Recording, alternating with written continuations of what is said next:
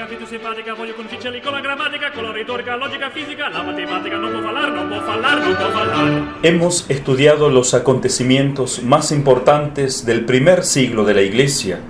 Nos toca ahora estudiar los siglos 2 y 3. En estos 3 primeros siglos, el cristianismo va conquistando poco a poco los corazones de los hombres. Pero en los siguientes siglos, a partir del siglo IV, comenzará también a conquistar los estratos sociales del hombre. Por eso a estos 12 siglos que seguirán llamaremos cristiandad. El siglo I fue el siglo de los apóstoles.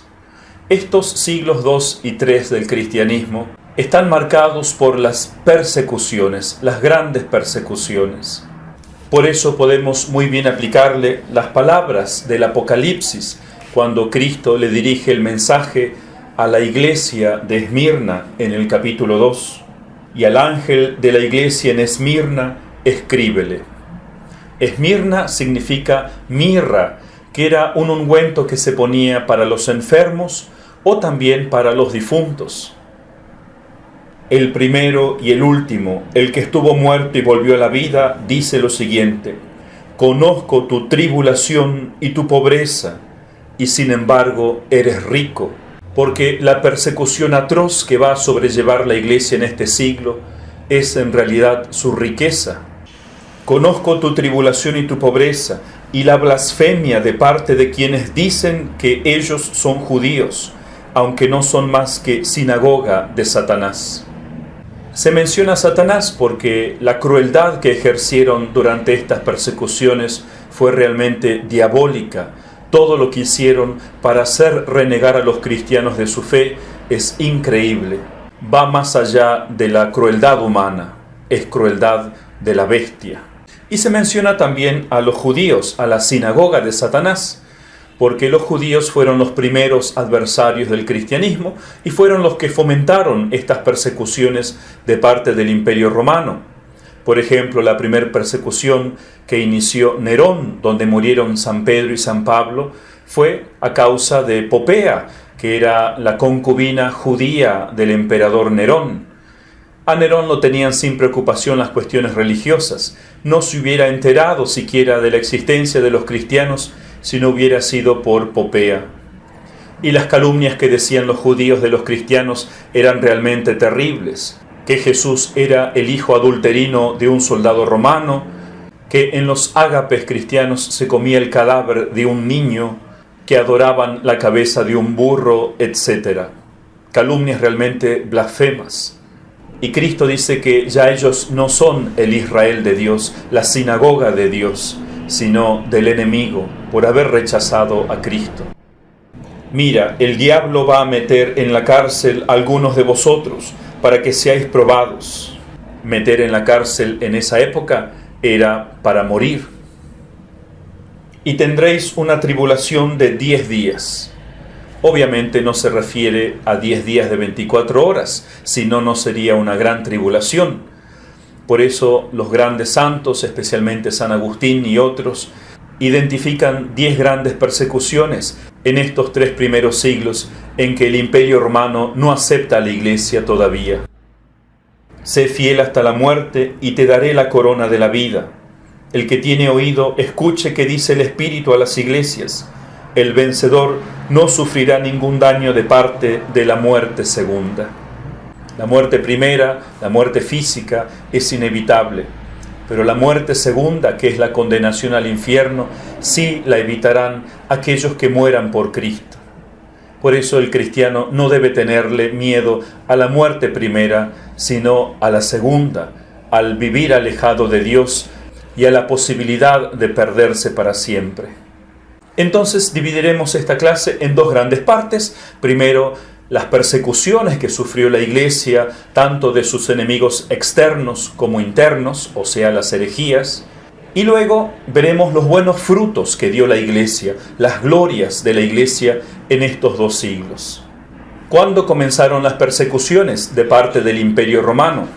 Hemos visto que ya comenzaron el siglo anterior, en el año 64, en la primera de las 10 grandes persecuciones que durarán hasta el año 313. Desde entonces la Iglesia ya no volvió a gozar de paz y tranquilidad, sufría por fuera y por dentro, y debería haber sido destruida si no fuese porque la Iglesia no es una obra humana, sino divina. ¿Por qué persiguió el Imperio Romano a la Iglesia? Miren, incluso ahora algunos achacan la caída del Imperio Romano a la Iglesia Católica. Y sin embargo los cristianos no eran ninguna amenaza, pues pagaban sus impuestos, cumplían con las leyes justas y rezaban por el emperador, a pesar de ser constantemente perseguidos por el poder civil. San Justino escribe en esta época: el mundo ningún mal recibe de los cristianos, pero los odia porque rechaza sus placeres. Porque la doctrina de Cristo contradecía todos los ideales paganos. La pobreza para los paganos era una maldición, porque ellos estimaban esta vida solo por los placeres materiales. Los cristianos, en cambio, se apartaban de la sociedad, huían de las fiestas paganas, por lo cual eran considerados como impíos, despreciadores de los dioses que el mundo pagano tenía, y por lo tanto eran ellos los que atraían las calamidades por no adorar a esos falsos dioses. Y cuando ocurrían calamidades dentro del imperio, como terremotos, pestes, etc., se culpaba entonces a los cristianos. Además, este odio era fomentado por los filósofos paganos y también por los sacerdotes paganos y aquellos comerciantes que vivían del culto a los falsos dioses. Pero luego también los emperadores se unirán a esta persecución, pues ellos querrán unir al imperio que se estaba desmoronando, uniéndolos bajo la sola religión pagana, eliminando cualquier otra religión que no entrase a formar parte de su sincretismo, de su guiso de religiones. Por eso la Iglesia desde sus principios fue perseguida, y ya lo predijo nuestro Señor a los apóstoles en el Evangelio de San Juan, en el capítulo 15. Si el mundo os odia, sabed que a mí primero que a vosotros ha seguido odiándome. Si fuerais del mundo, el mundo tendría afecto a lo suyo, pero como no sois del mundo, sino que yo os elegí sacándoos del mundo, por esto os odia el mundo. Por eso el Papa Benedicto XV decía tan sabiamente: la persecución es la quinta nota esencial de la Iglesia. O sea, la verdadera Iglesia de Cristo se conoce por sus 4 notas, como ya hemos visto, una, santa, católica y apostólica. Y el Papa Benedicto XV decía: hay una quinta que es la persecución. Cuando la Iglesia es perseguida por el mundo, es buena señal, señal de que es de Cristo. Entonces, ¿el Imperio Romano no se vino abajo por culpa de la religión católica? No. Como decía aquel gran pensador W. Durant, una gran civilización no es conquistada desde afuera hasta que no se ha destruido a sí misma desde adentro. Y eso es lo que le pasó al Imperio Romano. El Imperio Romano había nacido noble y manso y por eso conquistó todo el mundo, pero luego se corrompió. Desde el punto de vista político era un caos. Innumerables luchas por el trono imperial crearon una inestabilidad en el gobierno. Desde el año 192 hasta el 284, o sea, en un periodo de 92 años, hubo 28 emperadores, 22 de los cuales fueron asesinados. ¿Qué estabilidad política podía haber? Además, los conflictos con los otros pueblos, con los persas en el este, con los bárbaros y los piratas a los bordes del imperio. Y la Iglesia sobrevivía dentro de todo este desorden. Incluso desde el punto de vista religioso, el paganismo estaba en plena decadencia. El culto a los ídolos parecía más floreciente que nunca, pero las masas de las gentes acudían a las ceremonias no tanto por devoción a los dioses, sino por el pan y circo que ofrecía el Imperio Romano, que también nos ofrecen los gobiernos actuales. Pan y circo, ¿no? A los circos romanos acudían por diversión y espectáculos. Las clases dirigentes eran escépticas, ni creían en toda la mitología politeísta, o sea, de muchos dioses que tenían. Incluso Roma, cuando conquistaba un pueblo, le cedía el derecho de ciudadanía a los dioses de esos pueblos que se sometían a su poder. Por eso había un sincretismo, donde todos los cultos convivían juntos, que en el fondo era una idolatría al demonio. ¿Cuáles fueron los enemigos internos de la Iglesia? Las grandes herejías, que fueron 5: el gnosticismo, el maniqueísmo, el montanismo, el milenarismo y el unitarismo. ¿Qué es el gnosticismo? Esta herejía es la más importante de la antigüedad y que de algún modo se ha transmitido hasta nuestros días.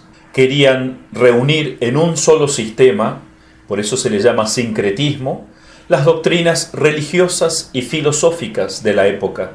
Entonces encontraron ciertos puntos de contacto entre las ideas cristianas, entre las filosofías paganas y con algunas religiones orientales. Entonces intentaron sustituir la fe por la gnosis, de ahí su nombre, gnosticismo.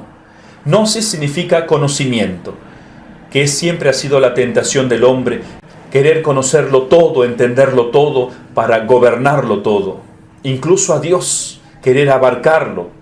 Pero conocer totalmente a Dios es imposible para la criatura. Por esto esta herejía es peligrosísima. Existieron unas 60 distintas sectas gnósticas que coincidían entre ellas en que ambas aceptaban 2 principios, un principio del bien y un principio del mal. De hecho, el apóstol San Juan, cuando escribe su evangelio, el 4º evangelio, lo hace también para refutar una de estas 60 sectas, que era el docetismo, que decían que el cuerpo humano, la materia, era mala. Por lo tanto, Cristo era imposible que hubiese asumido un cuerpo verdadero. Solamente había asumido un cuerpo aparente. De ahí el nombre de doceta o docetismo, parecer. Otra de estas sectas fue la de los Nicolaitas, fundada por uno de los primeros diáconos ordenados por los apóstoles, Nicolás. La segunda gran herejía fue la de los maniqueos, que era una síntesis entre el cristianismo y el parcismo, que se caracteriza por también una doctrina dualista tomada de la religión de Zoroastro y del gnosticismo. Según Manes o Maniqueo, que nació en Persia hacia el año 240, existen 2 seres en constante hostilidad, Dios y Satanás. La humanidad nació de Satanás, de la materia, y no puede desprenderse de esa materia sino por Jesucristo, por la verdadera ciencia que enseñó Jesús. Y esta obra de redención no puede ser sino lograda por el Espíritu Santo, que obviamente se manifestaba a través de Manes o Maniqueo, el más grande de los profetas, según él. Este maniqueísmo duró más de 1000 años. Luego renacerán vestigios de esta doctrina en la época de los albigenses. Tercera herejía, la de los montanistas. Según Montano, que también se había convertido al cristianismo en el año 170, se habían dictado 2 leyes para regir al mundo: la ley antigua, dictada por Dios Padre, la ley nueva, dictada por Dios Hijo, y ahora venía una ley más perfecta, que era dictada por el Espíritu Santo, del cual él era el gran profeta, por supuesto. Y esta última ley se diferenciaba por una gran rigidez. Lamentablemente, uno de los grandes autores de esta época, Tertuliano, cayó en esta herejía. Cuarta herejía, la doctrina de los milenaristas. Era el error de aquellos cristianos que pensaban que Cristo aparecería pronto para instaurar un reino de 1000 años, debido a la influencia judaica, que esperaban más bien un reinado político del Mesías. Sin embargo, no hay que confundir este milenarismo herético con el milenarismo espiritual de los santos padres de los 4 primeros siglos. El milenarismo carnal venía en cambio del hereje judío Querintos, que se había convertido al cristianismo en la época de San Juan Apóstol y que estaba haciendo muchísimo daño en el Oriente.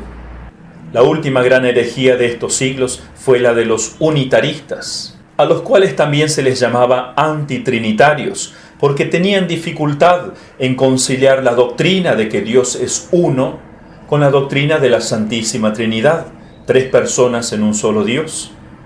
Esta herejía se subdivide en 3. Los monarquianos ebionitas y subordinacianos, que negaban la persona de Cristo, y los modalistas o patripacianos, que decían que el único Dios se había manifestado con 3 nombres distintos de Padre, Hijo y Espíritu Santo a través del tiempo, pero que en realidad se trataba de una sola persona.